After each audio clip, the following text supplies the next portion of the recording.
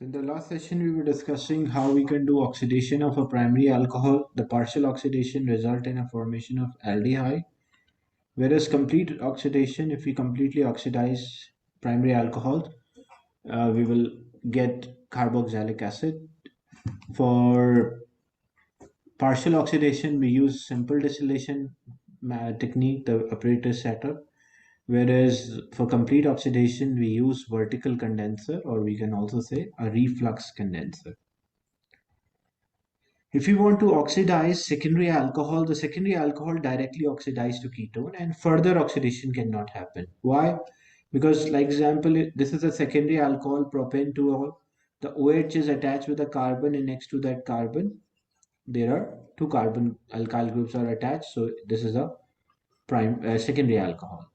So first, what happened in oxidation? The carbon which is attached with OH will lose its H, and the alcohol also will lose its H. So there will be a bond between carbon and oxygen, and double bond will be there as the two hydrogen are removed. So this hydrogen is removed as well as the bottom one. So there will be a bond between oxygen and carbon, or CO bond will be there. So this will result in a formation of ketone. Ketone cannot be further oxidized. So the reaction stop at this. So secondary alcohol in the presence of potassium dichromate, again they will, and we use a heat under reflux to make sure that completely they are oxidized.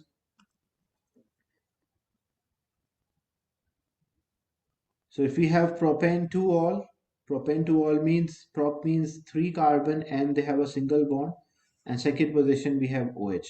So when we do oxidation, it will produce propanol. And there is no further oxidation for ketone under these conditions. And tertiary alcohol cannot be oxidized. So same technique is used, same apparatus setup, which is a reflux condenser. So this can be used to convert the primary alcohol into carboxylic or secondary alcohol into ketone. So tertiary alcohol cannot be oxidized. Why tertiary alcohol cannot be oxidized? Because the first stage oxidation which happen for alcohol is a removal of hydrogen. But in case of tertiary alcohol, there is no hydrogen attached to a carbon, because a tertiary alcohol means carbon attached to OH group or surrounded by the carbon which is attached to OH group, it is surrounded by 3 carbon chains.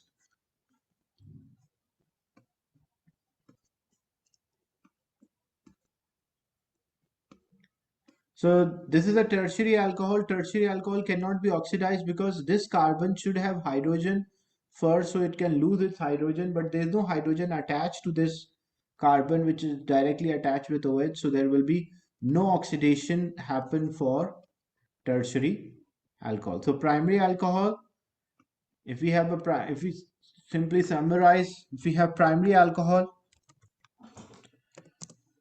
the primary alcohol first oxidized to aldehyde,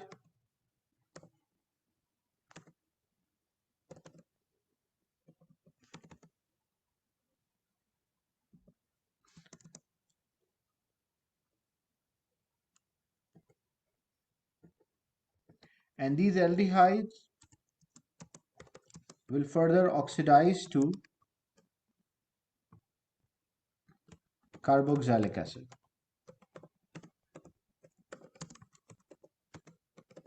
Whereas if we have tertiary alcohol, secondary alcohol,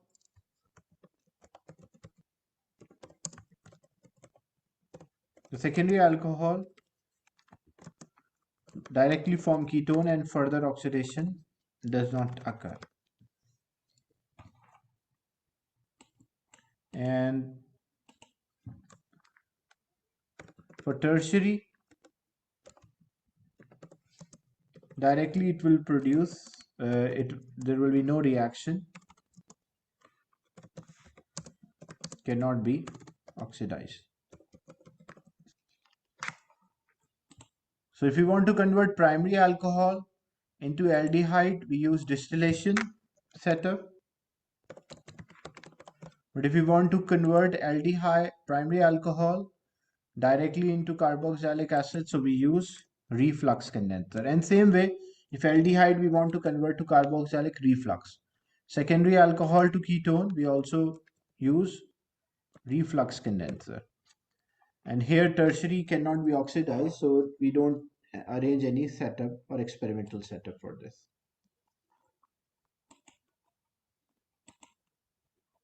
If we want to test or check the presence of these groups, how to distinguish whether a compound is aldehyde or a ketone.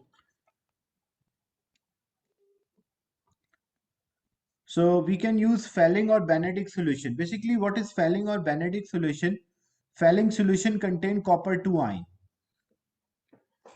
As we know, aldehyde can be oxidized. So if we have a Fehling or Benedict solution which contain copper 2 ion, and if there is an aldehyde, so these aldehyde can be oxidized to carboxylic acid. So as a result, aldehyde will convert into carboxylic. And what happened to copper 2? The copper 2 ion will turn into copper 1 ion.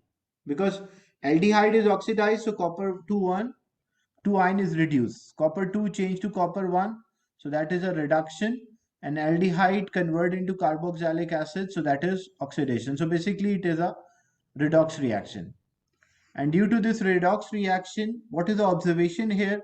This copper 1 ion combined with oxygen, it will form copper 1 oxide, which is actually a red solid. So we'll observe a red solid is formed, or Fehling or Benedict solution changes the color, because the copper 2 is blue in color, but if we don't have the copper 2 ion in the solution, the solution will change its color.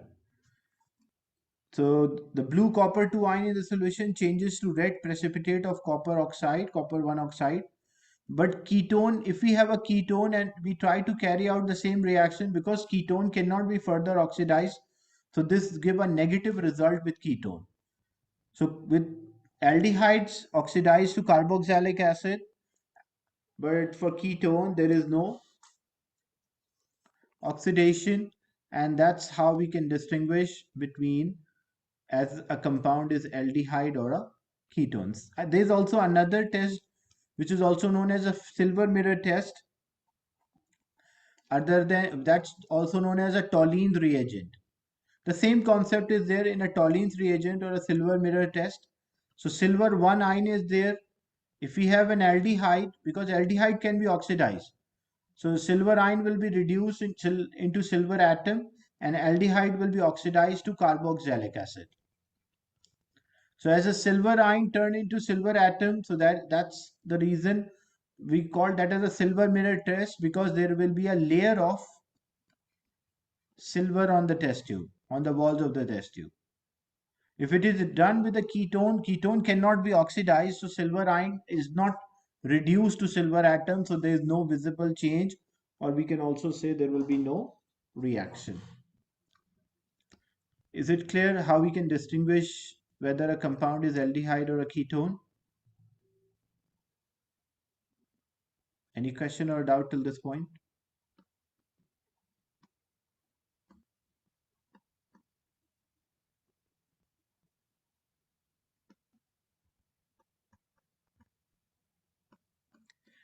Then how we can purify an organic product? Like example here, if we are carrying out a reaction, primary alcohol form aldehyde, and then these aldehydes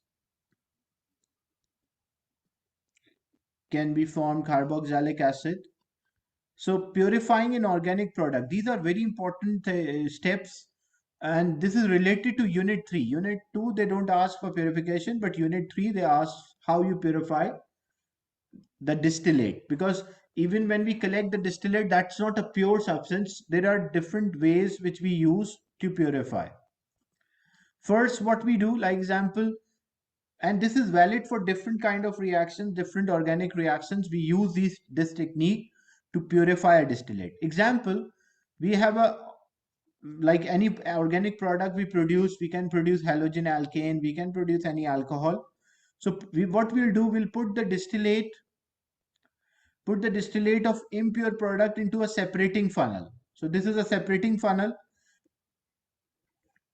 Because the distillate contain aqueous as well as organic substance, so when it contain aqueous and organic substance, there will be two layers. Depending on the density, the one which is having high density will be there at the bottom, and the one which is having low density will be there at the top.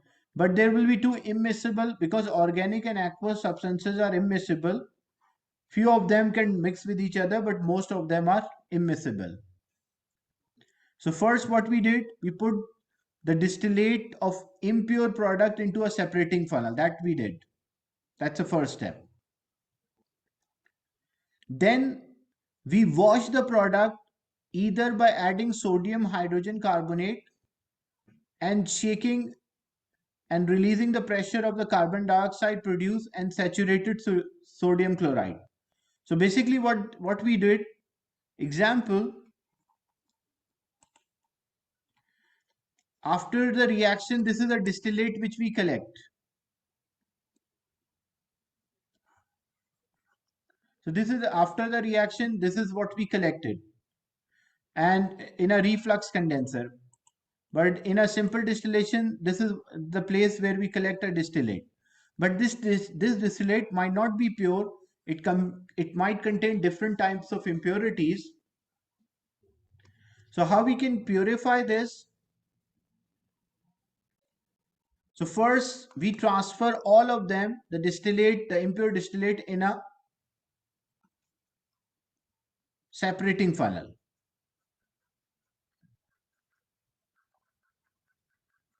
Now after transferring the distillate into a separating funnel, first what we do, we add sodium hydrogen carbonate solution. So what is the purpose? They ask what is the purpose of this washing. So we add sodium hydrogen carbonate because sodium hydrogen carbonate can react with acid. So if any trace of acid is there, that sodium hydrogen carbonate will react with acid and it will neutralize that acid. So that acid will be neutralized. And after reacting, and how we can make sure that all of the acid is being neutralized, because when sodium hydrogen carbonate is reacted with acid, there will be a carbon dioxide gas, so there will be bubbles.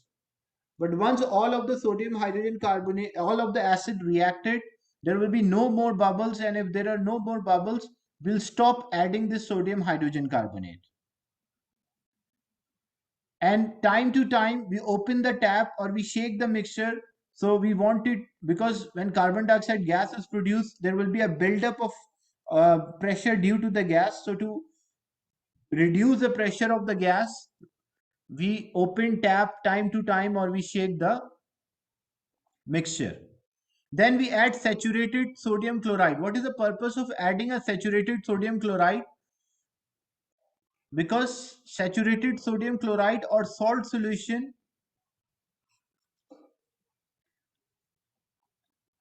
does not dissolve organic substance. So salt solution, the moment we add this salt solution, so this salt solution will dissolve the aqueous substance, but it does not dissolve any organic substance. Organic substances are insoluble in salt solution.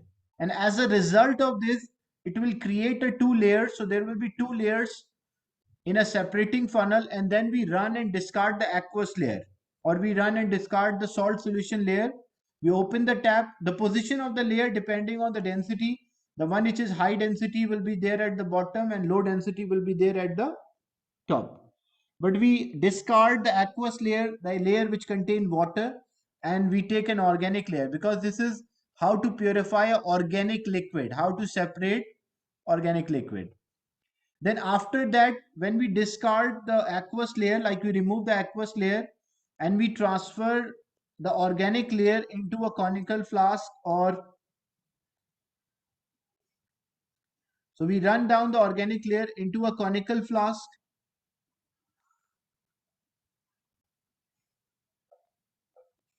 So now this organic layer contain organic substance only. Then what we do, we add anhydrous sodium sulfate, that's basically solid here.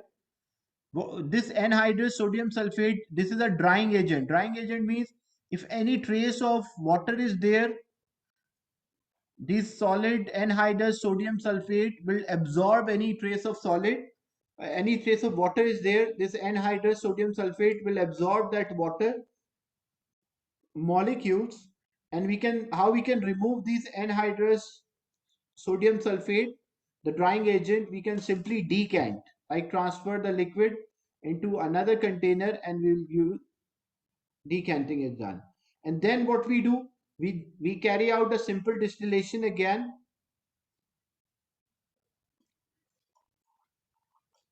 So here again we take this technique. After carrying out the several steps, we place the organic solvent here and now we supply the heat energy. The substance near its boiling point, it will be vaporized and condensed. So at this point we'll get a pure organic liquid. So this is how we purify an organic liquid. Whenever we want to purify an organic liquid, first repeat what we do. We transfer into a separating funnel. Then we add sodium hydrogen carbonate to remove any trace of acid. Then we add salt solution to make two layers, because in a salt solution organic substance cannot dissolve. And then we decant, we discard the aqueous layer and transfer the organic layer into a conical flask. Then we add a drying agent, and drying agent should be solid, it should be unreactive. Then we decant and then transfer the organic solvent, organic liquid into a simple distillation flask and carry out the distillation again. Is it clear how we can purify the organic liquid? This is totally related to Unit 3, in which different steps are involved when they ask how to purify organic liquid and what are the purpose for each step. Any doubt till this point?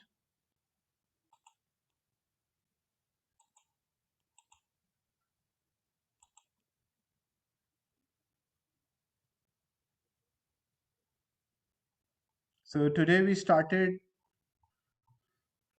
with alcohol, the topic alcohol and halogen alkane. Alcohols, we started with the naming of alcohol, then distributing into primary, secondary, and tertiary, the chemical reactions of alcohol, and then converting alcohol into aldehyde and ketone, as well as a carboxylic, and how it can be done practical ways as well. Then how to distinguish aldehyde and ketone, we can also use Fehling or Benedict solution. Any question or a doubt related to the session today? Tomorrow we'll do halogen alkanes and then later we'll do the topic wise question.